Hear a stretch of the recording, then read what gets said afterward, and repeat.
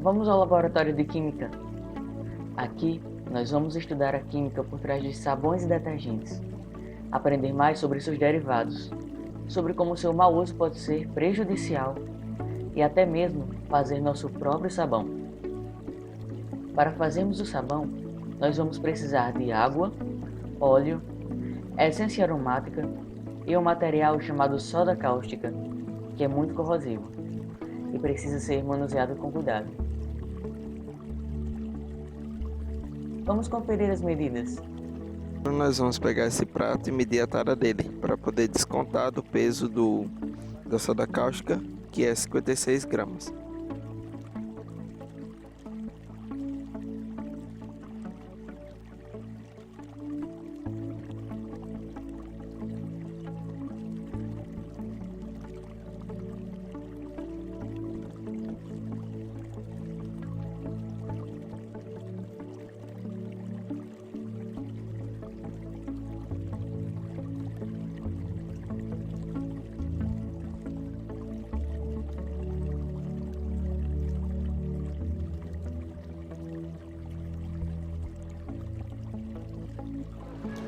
Agora nós vamos adicionar 200 ml de óleo.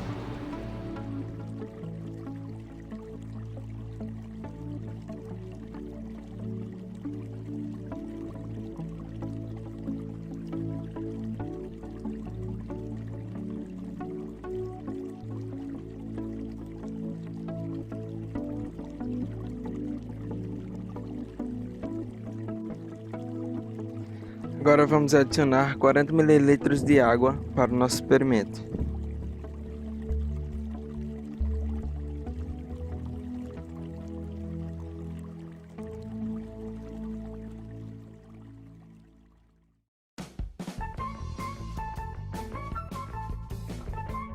Nesse becker de plástico, nós vamos misturar 40 ml de água com 56 gramas de soda cáustica.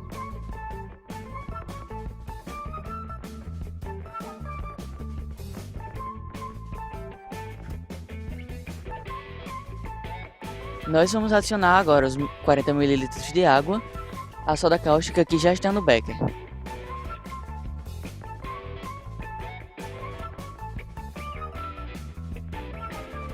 Vamos agitar bem a solução para que a mistura fique bem feita. É importante continuar mexendo a mistura e nós aqui vamos passar mais ou menos 1 minuto e quando acabar a gente vai pôr o óleo.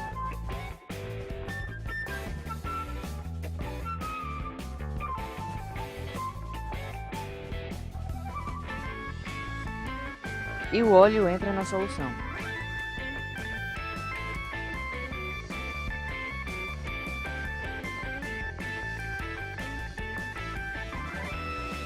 Nós colocamos 200 ml de óleo e continuamos agitando.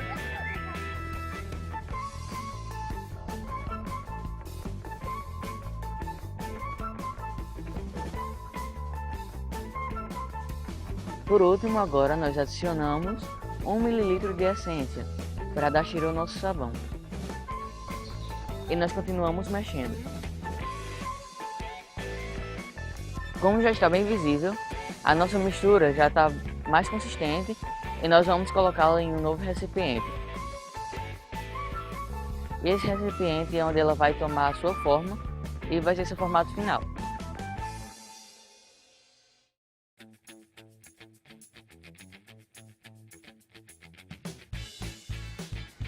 Bom, água não é o suficiente, né, para a gente fazer as nossas limpezas de hoje, como louças, roupas.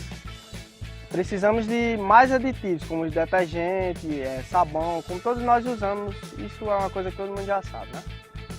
Bem, o processo de limpeza, diferentemente como muitos conhecem, não é obtido só pela espuma. São ocorridas pelas substâncias surfactantes. O que são essas substâncias? Bem, a água é uma substância polar, né? E as gorduras, a sujeira, basicamente são apolares. Então essas duas substâncias elas não se penetram. Então as substâncias surfactantes presentes em detergente e sabão, elas ajudam a penetrar na sujeira, certo? E essa penetração que ajuda na remoção e na absorção das células de gordura.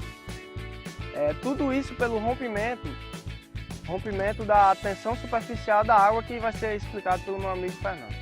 A tensão superficial da água se trata da superfície da água. Por exemplo, quando nós vemos que em um copo d'água a superfície está totalmente lisa, isso se chama tensão superficial.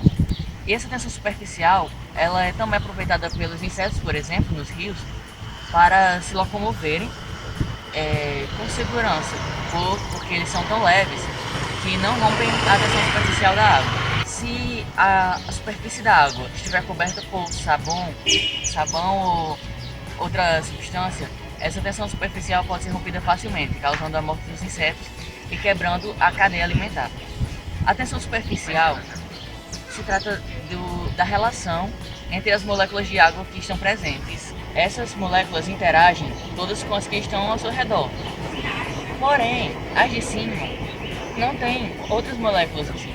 Ou seja, elas interagem apenas com as que estão abaixo e aos lados, nas laterais. Uma curiosidade, muitos acham que a espuma em excesso, ela aumenta, né, a capacidade de limpeza, mas isso não é verdade. Vemos que muitas fábricas de detergente, de sabão, adicionam aditivos para o produto aumentar a capacidade de espuma. É verdade. E isso aí é muito prejudicial, tanto para, como eu acho que já foi citado, né, tanto para os rios, a poluição dos rios, e para as próprias máquinas de lavar, porque a espuma em excesso, elas danificam a máquina de lavar, dificultando totalmente o processo de limpeza. Então, espuma demais não é sinônimo de limpeza demais. Uma parte muito importante dos sabões e detergentes são as micelas. As micelas são formadas pelas partes hidrofílicas e hidrofóbicas, ou seja, as partes que repelem a água e a parte que reagem com a água. As partes hidrofílicas são as partes que reagem com a água e se encontram nas partes externas de um formato circular. E as partes hidrofóbicas ficam para dentro, voltadas para dentro dessa parte circular.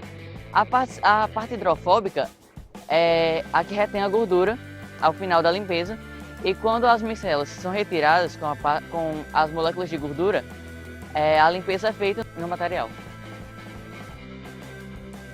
Oi gente, eu vou falar a diferença entre o sabão, o shampoo, o detergente e o creme dental. Bom, o shampoo ele é feito especificamente para lavar os nossos cabelos. Por quê? Porque ele é mais forte que o sabão e o detergente, assim conseguindo limpar a gordura causada pela queratina do nosso cabelo. Já o sabão, ele tem a finalidade de limpar as coisas. Como assim? O sabão em barra, quanto mais espuma ele fizer, melhor e mais limpante ele é. O detergente já tem uma finalidade diferente, ele é feito especificamente para limpar gordura. E não é sempre que a espuma dele vai garantir a qualidade. E muitos deles acabam prejudicando o meio ambiente, porque eles fazem espuma demais e quando nós lavamos os pratos das nossas casas, que os nossos esgotos vão em direção a rios, mares, essa espuma acaba se concentrando demais em determinados locais, matando peixes e vegetações. Já o creme dental, ele é um tipo de detergente, só que ele é feito especificamente para limpar os nossos dentes. Existem 3 tipos de cremes dentais: o antibacteriano, o que serve para limpar o tártaro da nossa boca e o que serve para clarear ou para tirar as cáries, que geralmente tem flúor na sua consistência. Os antigos gregos, eles não conheciam sabão. Eles geralmente passavam barro ou areia no seu corpo e depois passavam óleos.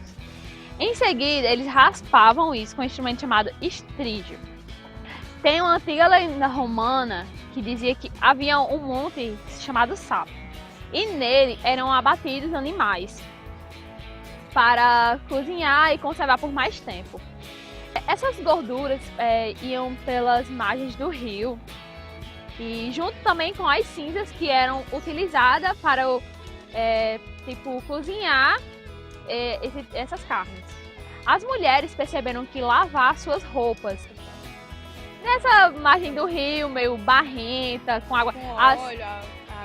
Isso. As roupas ficavam mais limpas, com menos esforços. O óleo, desde sempre, tem muitas utilidades e a gente sabe o como é importante o óleo para a nossa vida. Só que a gente também não pode esquecer de falar dos problemas ambientais. Segundo a Oil World, que é uma empresa, sei lá, uma organização que toma conta dessa quantidade de óleo que é produzido no mundo, o Brasil ele é um dos maiores produtores de óleo do mundo, que é cerca de 3 bilhões de óleo por ano. Então, essa quantidade de óleo, 2 mil por mês, é jogado fora, tipo, no lixo. Então, mesmo o óleo sendo um lixo mais reduzido, de pouca quantidade, o impacto que ele causa, mesmo sendo em pouca quantidade, ele é tremendo, ele é enorme. 1 litro de óleo, ele contamina 21 mil litros de água. Ou seja, é muita coisa para um pouquinho de óleo que a gente usa em 15 dias. A maior parte desses problemas ambientais é causado pelo mau descarte do óleo, ou seja, as pessoas pegam o óleo e rebolam na pia. Isso jamais deve ser feito, porque o óleo, quando ele é jogado na pia, ele vira uma gordura espessa, ou seja, qualquer tipo qualquer tipo de gordura que seja óleo, ele vai entupir as redes de esgoto. Então, isso vai causar vários problemas, como enchentes, entupimento mesmo da rede de esgoto, que faz uma crosta enorme de gordura, então isso é muito ruim. Quando você coloca dentro de uma garrafa PET ou uma garrafa de plástico e coloca no lixo, também não é adequado, porque pode ocorrer vazamentos. Então, como é que isso acontece? O que acontece quando a gente joga óleo no rio? Esse óleo que é jogado no rio, ele cria uma fina camada como se fosse um espelho. E esse espelho, ele empata a luz do sol de entrar na água, empatando a fotossíntese, e também empata o oxigênio de circular na água. Então, os peixes, as águas, os crustáceos que dependem desse oxigênio e do sol para viver, eles acabam morrendo e aí contamina muito mais. No solo, o óleo ele pode entrar nos poços de água que a gente utiliza. Então, é muito, muito importante mesmo a gente jogar fora devidamente em postos de recolha de óleo para não contaminar os rios e os lagos, e é basicamente isso. Bom, pessoal, esse experimento foi feito uma mistura entre uma base, no caso a soda cáustica, NaOH, e também, além disso, um éster, que é o óleo de cozinha, para produzir um sal, um sabão e um álcool, uma glicerina.